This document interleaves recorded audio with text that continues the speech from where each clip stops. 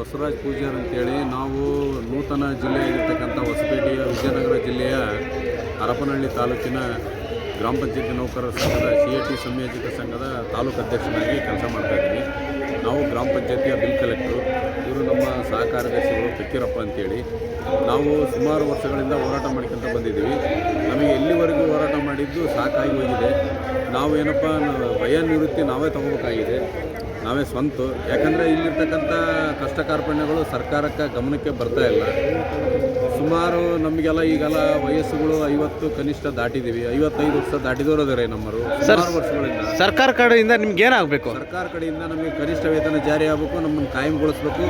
ನಮ್ಮಲ್ಲಿರ್ತಕ್ಕಂಥ ಎಲ್ಲ ನೌಕರರನ್ನು ಏಕಕಾಲಕ್ಕೆ ಕಾಯಂಗೊಳಿಸ್ಬೇಕು. ಆಮೇಲೆ ಅನುಕಂಪ ಆಧಾರದಲ್ಲಿರ್ತಕ್ಕಂಥ ನೀವು ಮಿತಿಗೊಳಿಸಬಾರ್ದು. 5 ವರ್ಷ ಆಗೈತಿ, 6 ವರ್ಷ ಆಗೈತಿ, ನೀವೇನು ಫೈಲ್ ಕೊಟ್ಟಿಲ್ಲ, ನಿಮ್ಮ ಅನುಮೋದನೆ ಕೊಟ್ಟಿಲ್ಲ ಅಂತಂದೇಳಿ ಸರ್ಕಾರ ಜಿಲ್ಲಾ ಪಂಚಾಯತಿಗೆ ಸೂಚನೆ ನೀಡಿದೆ ಅಂತಂದೇಳಿ ಹೇಳ್ತಾ ಇದ್ದಾರೆ. ಅದು ನಮ್ಮ ಗಮನಕ್ಕೆ ಬಂದಿಲ್ಲ.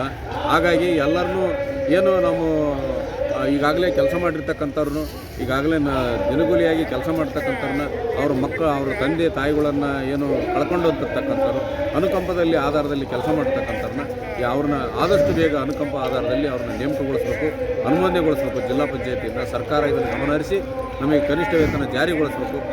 ನಾವು ಏನು ಕೆಲಸ ಮಾಡ್ತಾಯಿದ್ದೀವಿ ಆ ವರ್ಷದ ಅನುವಾಯವಾಗಿ ನಮಗೆ ಕೂಲಿ ಕೊಡಲಿ ಅಂತಂದೇಳಿ ನಾವು ಹೋರಾಟ ಮಾಡ್ತಾಯಿದ್ದೀವಿ. ಸುಮಾರು ಈ ಹಿಂದೆ ವರ್ಷ ಜಿಲ್ಲಾ ಮಟ್ಟದಲ್ಲಿ ಮಾಡಿದ್ದೀವಿ, ತಾಲೂಕು ಮಟ್ಟದಲ್ಲಿ ಮಾಡಿದ್ದೀವಿ, ಸುಮಾರು ವರ್ಷಗಳಿಂದ ಮಾಡಿದ್ದೀವಿ. ಮಾನ್ಯ ನಮ್ಮ ಘನ ಸರ್ಕಾರದ ಪ್ರಿಯಾಂಕ ಖರ್ಗೆ ಅವರು ನಮ್ಮನ್ನು ಗಮನಹರಿಸಿ ತಾವು ಕೈ ಮುಗಿದು ಕೇಳ್ಕೊಳ್ತೀವಿ. ನೀವು ಬಂದಿಂದೆ ಕನಿಷ್ಠ ಸುಮಾರು ಎಲ್ಲ ಇಡೀ ಕರ್ನಾಟಕದಲ್ಲಿ ಕಂದಾಯ ವಸೂಲಾತಿ ನೀವು ಮಿನಿಸ್ಟ್ರಾಗಿಂದೆ ಹೆಚ್ಚಿನದಾಗಿ ಕಂದಾಯ ವಸೂಲಾತಿ ಆಗ್ತಾಯಿದೆ.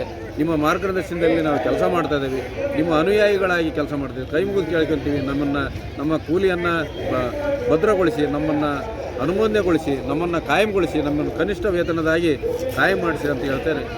ನಮ್ಮ ಸಂಘದ ಪರವಾಗಿ ನಿಮಗೆ ಧನ್ಯವಾದಗಳು. ತಮ್ಮ ಹೆಸರು ಹೇಳಿ ಸರ್. ಹೆಸರು ಹೇಳಿ. ಬಸವರಾಜ್ ಪೂಜಾರ್ ಅಂತ. ಎಲ್ಲಿಂದ ಬಂದಿದ್ದೀರಿ? ನಾವು ವಿಜಯನಗರ ಜಿಲ್ಲೆಯಿಂದ. Okay sir.